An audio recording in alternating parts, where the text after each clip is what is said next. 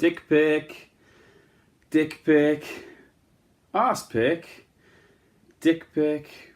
Oh, hello, gentle viewer. You just caught me at a private moment, just checking my Grindr messages. Oh, you will not believe how classy it is on here. Oh, why can't my experiences on dating apps be just as lovely and heartwarming as Frank and Amy's in Hang the DJ? The 4th episode of Black Mirror Season 4, and quite possibly my favourite episode of this season. Let's get talking about it. So, Hang the DJ is set in this pristine, aesthetically pleasing country estate with lots of open green space and love bungalows. All the people here are involved in this dating system, and they're given this coach gizmo, which basically matches them up with other participants for dates. And the gizmo reveals to them just how long they will have with this date. Sometimes it's hours, sometimes it's weeks, sometimes it's months, and sometimes it's years. It seems very arbitrary, but this coach gizmo is collecting data on this user, so eventually they will find their ideal match for this person. There's a term in this episode which one of the main characters, Frank, calls option paralysis, which basically means because we have too much choice, we don't know who we want to be with. Which to anyone who has ever dated will know just exactly what he's talking about. We have to go through loads of relationships until we find our ideal match. We learn and we grow from each failed relationship. As sad as it is to think of relationships having an expiry date, the sad truth is not all relationships are destined to last. So this system that the characters constantly refer to takes all the faff out of it, so you don't have to worry about it. The coach constantly reiterates to its user that everything happens for a reason,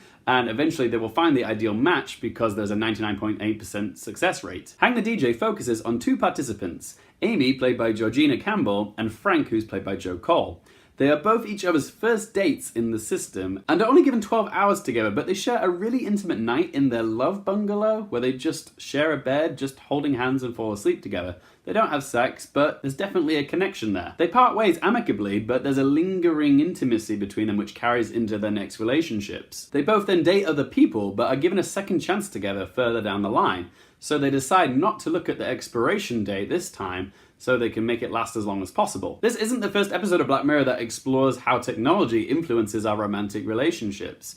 Episodes like Be Right Back and Entire History of You were some of the best in the Black Mirror series. They're both powerful and emotional. But Hang the DJ personally affected me because of my own personal experiences of navigating the dating world in a 21st century society. Gone are the days of the boy meets girl rom-coms, because people just don't meet like that anymore. It's all online. We're living in a time where apps cater to our romantic desires and we can find our ideal match on the internet. But it's not as simple or as wholesome as these apps make it out to be. Hang the DJ looks at how these romantic apps are changing our behavior in a swipe left, swipe right culture. I felt for both Amy and Frank because I know from my own personal experiences, as well as some of my closest friends, how degrading it can be when you're just bed hopping from person to person, or you're stuck in a toxic relationship. In my early 20s, I was obsessed with Grindr. I was on it constantly because it offered me a plethora of romantic choice, and I was getting constant, instant gratification from my interactions with people, and I could start a sexual encounter within minutes. It removed all the typical dating spiel, which Hang the DJ does so cleverly in its opening scene in the restaurant,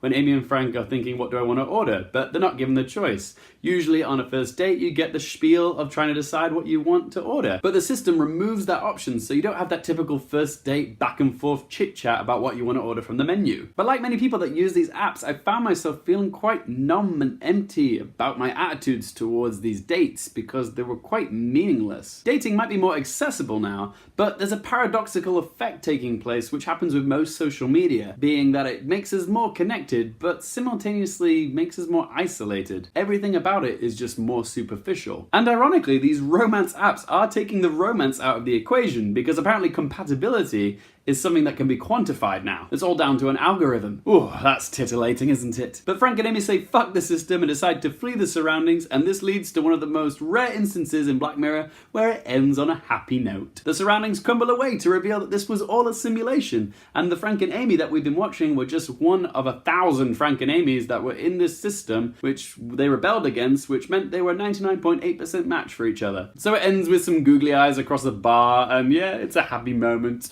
No. The title of this episode, Hang the DJ, refers to a song by the Smiths called Panic, in which the lead singer is talking about his dislike for the songs that are being played on the radio because he doesn't identify with them. So he says, fuck it, Hang the DJ, a rebellious notion which echoes the feelings of Frank and Amy's desire to abandon the system and take a chance on each other. So guys, to conclude, I had a really good time watching Hang the DJ. It was simple, smart, and it resonated with me. It kind of reminded me of Yorgos Lanthimos' film The Lobster, in which all these people are shipped off to this resort and they have to find a mate within 45 days or they'll be turned into an animal. This is a rare occasion where Black Mirror turns out to be the least bleak of the comparisons here. It doesn't happen very often. But if you are a fan of Hang the DJ, be sure to watch The Lobster. It's an amazing film. I'd say this is Charlie Brooker's strongest episode of season 4, and Tim Van Petten's direction was lush and it didn't give too much away too quickly, which was very good. The performances were very good, and in terms of what each episode has to say, I would say episode 4 probably has the most to say and will speak to the most people. So guys, I'm going to give Hang the DJ an 8.5 out of 10. So what did you guys think of Hang the DJ? Did it resonate with you as much as it did me? Whatever you think, you can let me know in the comment section below. Be sure to check out my other videos of Black Mirror here and here. And if you do like my videos, don't forget to subscribe. It's right there. Thanks so much for watching, guys. For more things related to movies, TV, and popcorn culture, I'm Luke Airfield, and I'll see you next time.